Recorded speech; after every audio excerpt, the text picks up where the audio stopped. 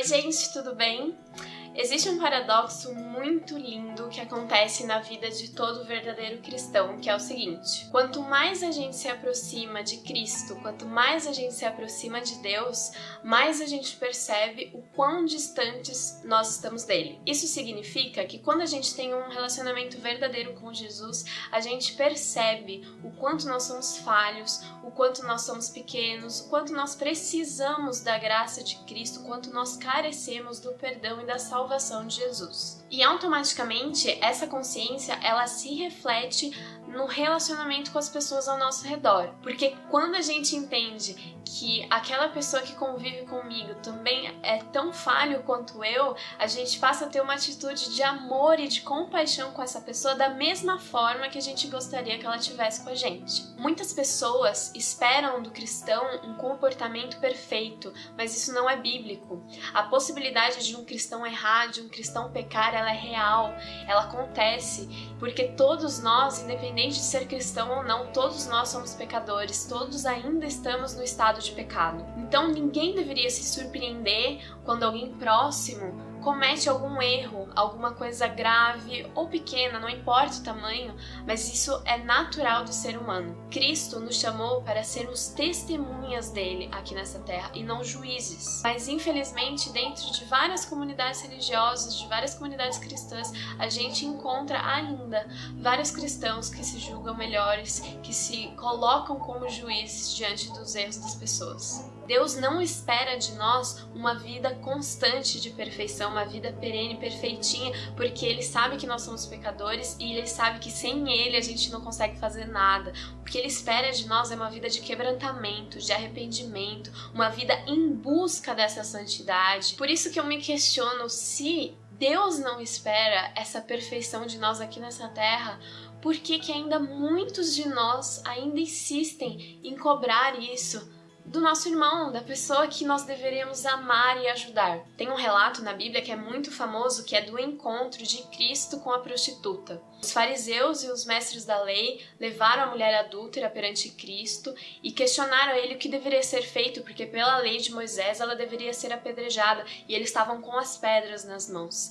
E aí Cristo, depois de escrever um pouco na areia, olha para eles e diz o seguinte: aquele que não tiver nenhum pecado, que atire a primeira pedra. E cada um foram largando as pedras até que Jesus fica sozinho com a mulher adúltera, e ele olha para ela e diz: mulher, ninguém aqui te condenou, eu também não te condeno, por isso vá e não peques mais. A postura de Cristo diante da mulher foi de restauração, foi de amor, foi de cuidado, foi de carinho, não foi de condenação. Por isso eu te pergunto, qual tem sido a sua postura diante dos erros das pessoas ao seu redor? Você é daqueles que aponta o dedo pro erro do seu irmão? Você é daqueles que faz fofoca, que passa adiante a história, muitas vezes sem saber ao certo o que aconteceu? Você é daqueles que se acha melhor, que se julga superior por ter uma fé mais madura e que não cometeu aquele tipo de pecado? Você tem sido na sua comunidade um verdadeiro discípulo de Jesus, uma verdadeira testemunha dele,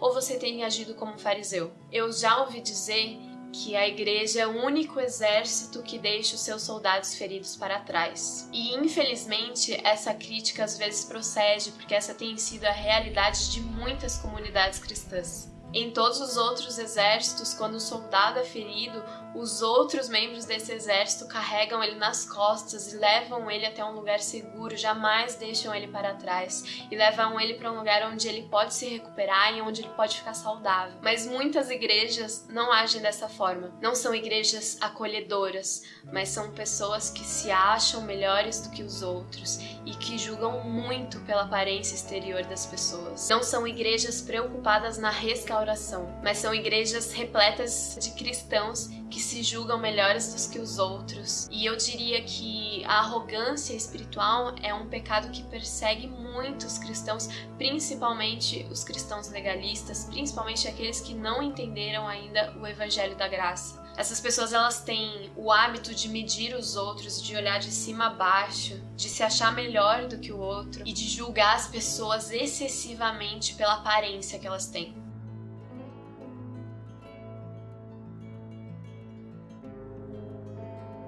E em Gálatas, no capítulo 6, verso 1 ao 3, Paulo aborda esse tema justamente dizendo qual deveria ser a postura de um verdadeiro discípulo de Cristo quando ele se depara com um erro alheio. E o verso diz o seguinte: Irmãos, se alguém for vencido por algum pecado, vocês, que são guiados pelo Espírito, devem, com mansidão e humildade, ajudá-lo a voltar ao caminho certo. E cada um cuide para não ser tentado. Ajudem a levar os fardos uns dos outros e obedeçam desse modo à lei de Cristo. Porque se vocês se consideram importantes demais para ajudar os outros, estão apenas enganando a si mesmos. O que Paulo está dizendo aqui é que aquela pessoa que realmente é guiada pelo Espírito Santo, ela tem o fruto do Espírito e automaticamente ela vai tratar essa pessoa que foi vencida por um pecado com amor, com mansidão, com humildade e não com arrogância, não com sentimento de superioridade, não apontando o erro do outro, não levando adiante o pecado da pessoa e espalhando para a comunidade inteira saber o que ela fez. Sabe, Deus conhece a intenção do coração das pessoas. Às vezes a gente escuta assim: eu comentei com tal pessoa para tentar ajudar. Essa realmente foi a sua intenção? O único objetivo de um cristão ao lidar com um erro de outra pessoa é tentar ajudar, é tentar restaurar essa pessoa no caminho certo. E Paulo ainda diz: e cada um cuide para não ser tentado, porque poderia ser você. Poderia ser você naquele lugar, porque você também está sujeito ao erro, assim como seu irmão tá, assim como ele caiu, você também pode cair. E assim como aquele exemplo do exército, Paulo aqui fala: levem os fardos uns dos outros. O que Paulo está dizendo é para você carregar no colo o seu irmão, levar ele nas costas, para ajudar ele, para tentar restaurar ele, para que você não lide com o erro do outro como se não fosse o seu problema, para que você realmente sinta amor e compaixão por aquela pessoa. E aí no final, no verso 3, ele manda um recado justamente para aqueles que são espiritualmente arrogantes, que se acham melhores do que os outros. Ele diz: se vocês se consideram importantes demais para ajudar os outros, estão apenas enganando a si mesmos. Ou seja, se você se acha melhor, se você se acha santo, se você se acha espiritualmente mais maduro ou superior daquela pessoa, você só está se enganando, porque nós somos salvos pela graça, não pelas obras, e Deus conhece o coração das pessoas. E assim como vários personagens que estão aqui nesse livro, que também erraram, eles também foram salvos, porque nós somos salvos pelo sangue de Cristo que foi derramado na cruz por nós. Eu queria terminar com um verso que está em Tiago, no capítulo 2, verso 12 a 13. Que aí fala da justiça de Deus no momento do juízo, e ele diz o seguinte: portanto, em tudo que disserem, em tudo que fizerem, lembre-se de que serão julgados pela lei que os liberta, e não haverá misericórdia para quem não tiver demonstrado misericórdia. Você tem amado seu irmão? Você tem demonstrado compaixão e misericórdia para aquele que tem errado, para aquela pessoa que está na sua comunidade, que caiu em algum pecado? Qual tem sido a sua postura? Qual tem sido a postura da sua igreja? Que ao refletir sobre isso, o Espírito Santo haja no seu coração, e se até agora você tem agido como um cristão fariseu, como um cristão legalista, que você possa entender que diante de Deus somos todos iguais, somos todos pecadores e todos nós carecemos da graça. Tanto você, quanto eu, quanto aquelas pessoas que erraram. Que você possa ser daqui pra frente um verdadeiro discípulo de Cristo, uma verdadeira testemunha de Jesus, amando as pessoas como Ele amou, ajudando elas, restaurando elas e mostrando a elas a graça de Cristo, porque não importa o tamanho do pecado, a graça de Deus é infinitamente maior.